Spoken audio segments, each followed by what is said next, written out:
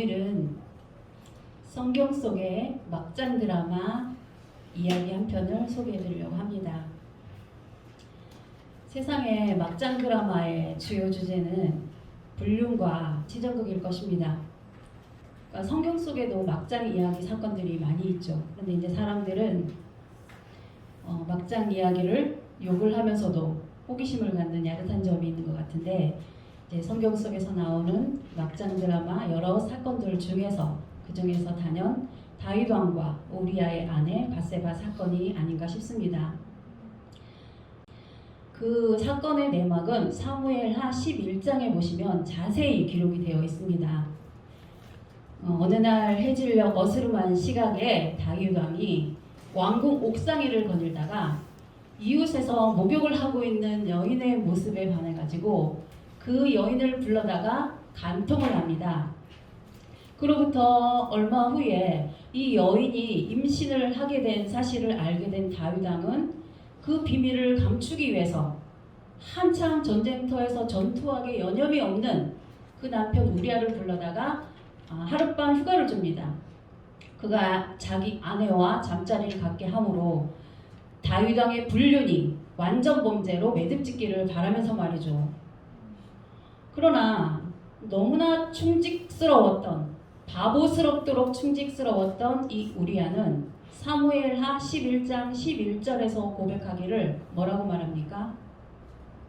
언약궤와 이스라엘과 유다가 영체 가운데 있고 내 주 요압과 왕의 신복들이 들판에서 유진하거늘 내가 어찌 집으로 돌아가 먹고 마시며 내 아내와 잠자리를 할 수 있으리이까?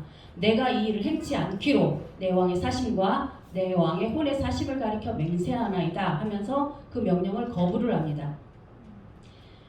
첫 번째 계획에 실패한 다윗은 다음날 우리아를 다시 불러다가 이번에는 술을 잔뜩 먹이고 집으로 돌아가도록 유도를 했지만 역시 그 명령을 거부하고 막사에서 잠을 잡니다. 그렇게 모든 계획에 실패한 다윗은 이 우리아를 전쟁터로 돌려보내기로 하면서 당시에 전쟁터의 사령관인 요압 장군에게 은밀하게 편지를 써서 보내게 됩니다. 그 편지 내용은 우리아를 전쟁터에서도 가장 치열한 곳으로 내몰아서 죽게 만들라는 그 편지를 밀봉을 해서, 그것도 다른 사람의 손이 아닌 우리아 자신의 손에 들려 부대로 복귀를 시킵니다. 이렇게 해서 우리아는 영문도 모른 채 속절없이 머나먼 타국 땅 전쟁터에서 슬픈 운명을 맞이하게 되었던 것입니다. 이 우리아는 이스라엘 사람도 아니었습니다. 해족속이었습니다. 해족속이라 하면 신명기 7장에 나오는 이제 모세가 말하는 이스라엘 백성들이 가나안 땅에 들어가게 될 때에 원래 살고 있던 가나안 7족은 씨도 남기지 말고 다 진멸하라는 그 족속 중에 한 족속이었습니다. 이렇게 억울하게 죽은 우리아의 죽음은 세상 어느 누구도 알지 못한 채 역사는 흘러 사람들의 관심 밖으로 밀려나게 됩니다. 이 이방인이었던 우리아에 대해서 우리 기독교 세계조차도 크게 주목하지 않는 그런 사람입니다. 그러나 우리아를 잘 관찰해 보시면 참으로 기특한 점이 있는데 그런 모습들을 보지 못하니까 사람들이 인물에 대한 중요성을 알지 못한다는 것입니다. 이 짧디 짧은 우리아의 이야기 속에서 우리가 주목해야 될 점은 무엇인지 잘 살펴보셔야 되겠죠.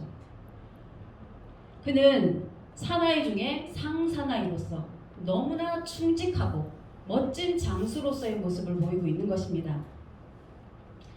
자신의 군주인 다윗 왕과 자신의 직속 상관인 요압 장군에 대한 충성심은 말할 것도 없고, 모든 전쟁터를 함께 누비는 그 동료들에 대한 애틋한 동지의식은 하룻밤의 달콤한 휴가도 허락지 않는 엄격하고 절제된 철저한 자기관리의 정신은 참으로 망고의 길이 남을 정말 청백리의 표본이 되고도 남을 그런 위대함마저 보이고 있다는 것입니다.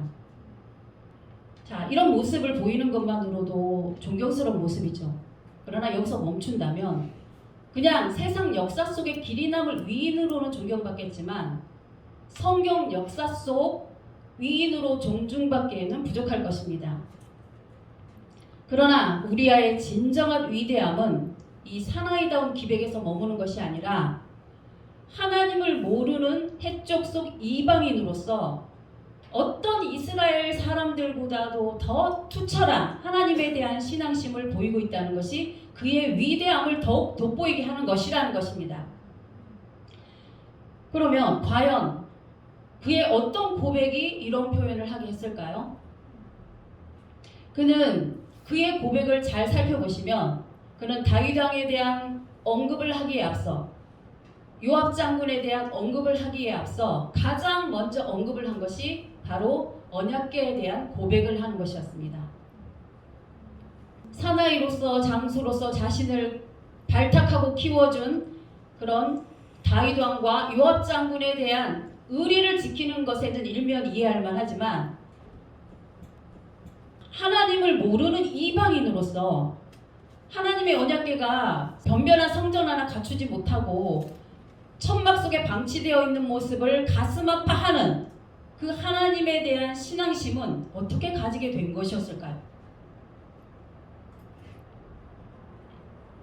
그런 고백을 들은 다윗 왕은 자신의 죄를 은폐하기 위한 광기에 급급해서 눈과 귀가 어두워져서 분간할 수 없었지만 그런 고백을 들은 하나님의 마음은 어떠셨을까요?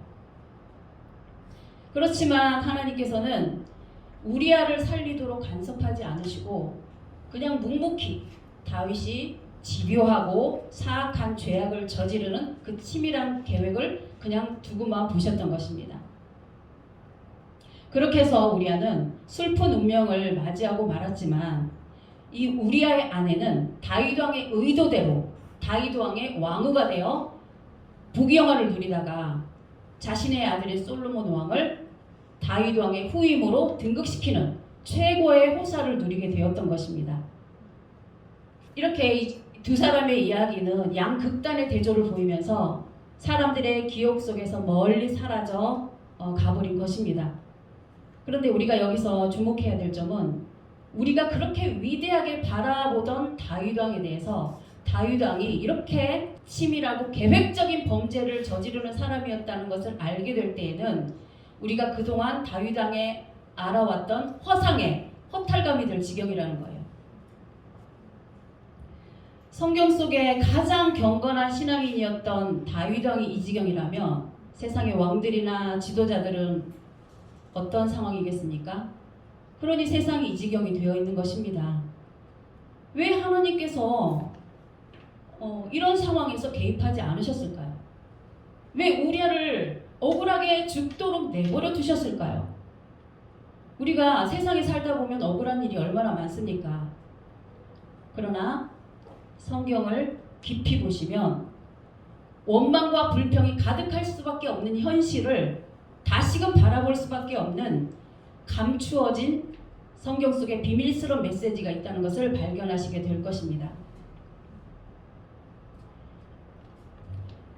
자, 그런 다윗 왕과 밧세바 그리고 우리아의 운명에 대한 거대한 반전이 그로부터 1000년 후에 드러난다면 어떠시겠습니까? 여러분들 설마 그럴 리가 싶으신가요?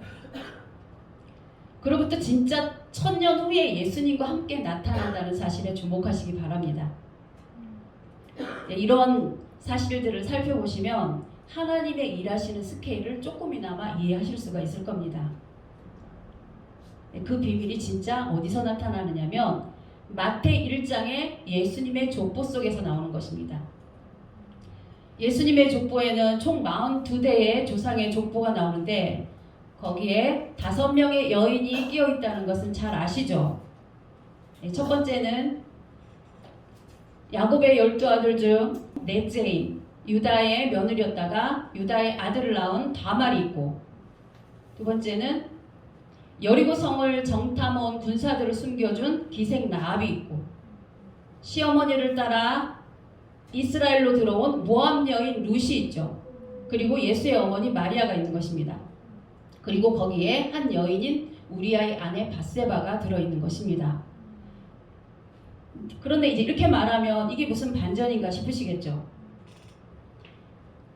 마태이 1장 6절을 다시 잘 살펴보시면 다윗 왕은 우리아의 아내에게서 솔로몬 왕을 낳았다고 기록하고 있는 사실에 주목하셔야 됩니다. 여기서 우리가 주목해야 될 점은 밧세바라는 여인을 소개를 하고 있음에도 밧세바라는 이 여인을 등장시키지 않고 그 남편 우리아의 이름만 올라있다는 사실인 거예요. 예수님의 계보를 잇는 족보에 오르면서도 자신의 이름을 올리지 못한 여인 밧세바의 처지가 보이십니까? 이 우리아는 너무나 억울한 허무한 죽음을 죽은 것처럼 보였지만 놀랍게도 예수님의 족보에 이름이 올라있다는 사실인 거예요. 그리고 당시의 법적으로는 이 우리아 아내 밧세바가 다윗 왕의 왕으로 기록이 되었겠지만 하나님께서는 이 밧세바를 우리아의 아내로 기록하고 있다는 사실에 주목하셔야 된다는 것입니다. 이것을 봤을 때 우리 하나님께서 이 우직한 우리아를 어떻게 평가하고 계신가를 한눈에 볼 수 있는 너무나 중요한 실마리가 될 수 있는 그런 것이라는 겁니다.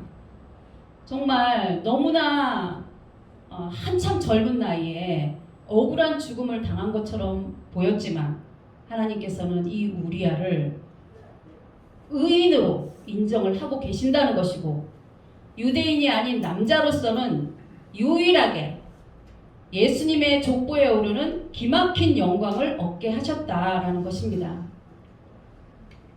그런 우리아에 비해 오히려 반면에 다윗 왕에 대해서는 사도행전 2장 34절을 보시면 다윗 왕은 하늘에 올라가지 못하였다고 기록하고 있는 것입니다.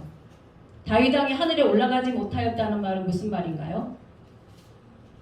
이 말씀은 다윗 왕이 천국에 못 들어갔다는 말이 아닐까요? 우리의 상식으로는 그렇게밖에 해석할 수가 없는데 말이죠.